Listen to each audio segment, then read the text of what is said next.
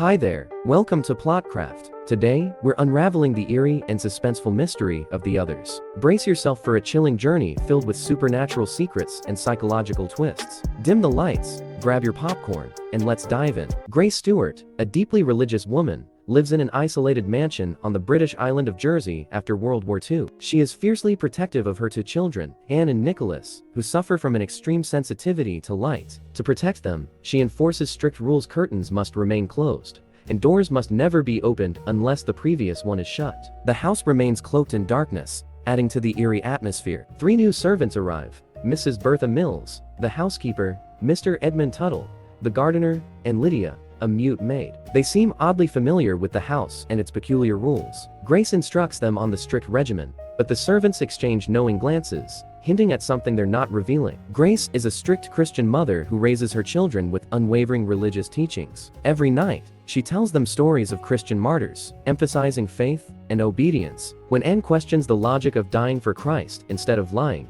Grace sternly warns her about eternal suffering in hell. She quizzes them on the afterlife, making them visualize the endless torment of the damned. Nicholas grows anxious, but Grace insists on discipline, denying their request to play and ordering them to study separately. When Nicholas fears being alone, she dismisses his worries, telling him to pray if he feels afraid. Before sending Anne to another room, she ensures the curtains are closed and gives her a rosary, reinforcing that God is always watching over them. Grace grows curious about Lydia, the mute servant girl, and questions Mrs. Mills about her past. When she notices an unlocked door, she confronts the servants, but they deny any involvement. Suspicious and unsettled, Grace maintains her strict rules about keeping the house secure. Meanwhile, Anne tries to frighten Nicholas by telling him about a boy named Victor, who supposedly lives in the house. Nicholas grows terrified, but Grace quickly intervenes, scolding Anne for scaring her brother. Frustrated with Anne's behavior, she punishes her by making her read religious passages, reinforcing the importance of truth and obedience. When Anne resists, Grace reminds her of the consequences of lying,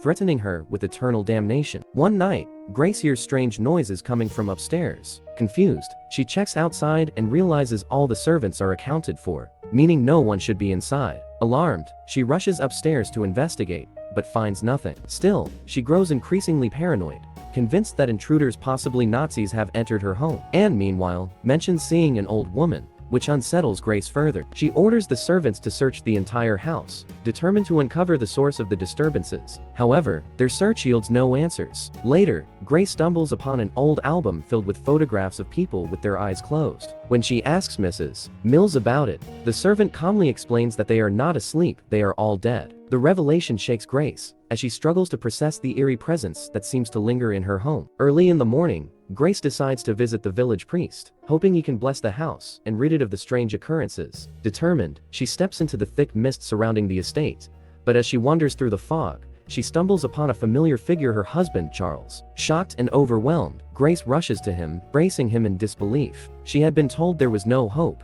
that he was likely dead, but here he was, standing before her. Charles, however, seems distant and weary, speaking cryptically about searching for his way home. Grace brings Charles home, but he seems distant and detached. He meets his children, embraces them, but without much emotion, and then heads straight to bed, skipping lunch. His behavior unsettles Grace, and during dinner, tensions rise as they argue. Meanwhile, the servant, Mrs. Mills, cryptically tells Anne that strange things are about to happen soon. Later, Anne plays dress up, wearing a white bridal gown and veil. But when Grace enters the room, she sees not Anne, but the old woman with hollow eyes, dressed in the same outfit. Panicked, she attacks, convinced that something supernatural is impersonating her daughter. Anne cries in fear, and Grace, realizing her mistake, is left confused and shaken, questioning her own sanity. Charles tells Grace he must return to war, leaving her shocked. By morning, he vanishes without saying goodbye. When the children wake up, they find all the curtains removed. Terrified, Grace rushes them to another room,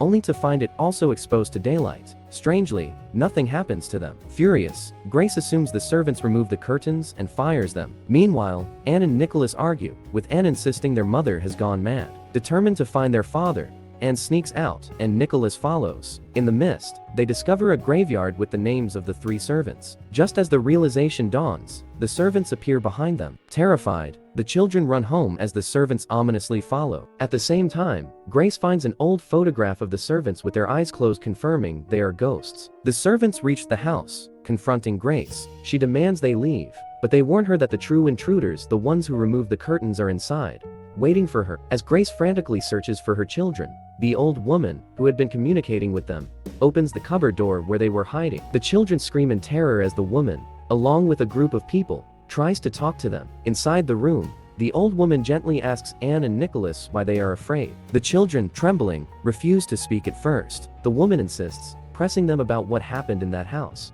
Then, the horrifying truth unfolds. Grace arrives at the scene just as the woman continues. "Is that how she killed you?" The children shout in denial. "We're not dead." The woman repeats the question. "Then why are you still in this house?" The table shakes, the people gathered in the room are startled, and everything spirals into chaos. In a blur of emotions, Grace has a vision. She remembers that tragic day. Alone and overwhelmed with despair, after her husband never returned from war, Grace had lost control. The servants had left, the isolation grew unbearable, and in a moment of madness, she had smothered Anne and Nicholas with a pillow before turning the rifle on herself. Yet, instead of passing on, they had remained in the house, oblivious to their fate. The so-called intruders were not ghosts, they were a living family who had moved into the house. The old woman was a medium, leading us aunts to contact the spirits haunting the home. To the living, Grace and her children were the ghosts. The realization hits Grace like a wave. She collapses, sobbing, as Anne and Nicholas cling to her. The living family, terrified by the supernatural encounter, decides to leave the house. As they pack up and drive away, Mrs. Mills calmly assures Grace, "The intruders are leaving, but others will come." She explains that spirits and the living will always overlap. Thank you for watching. If you enjoyed this story, don't forget to like, share, and subscribe for more thrilling content. Stay tuned for more eerie mysteries and cinematic breakdowns.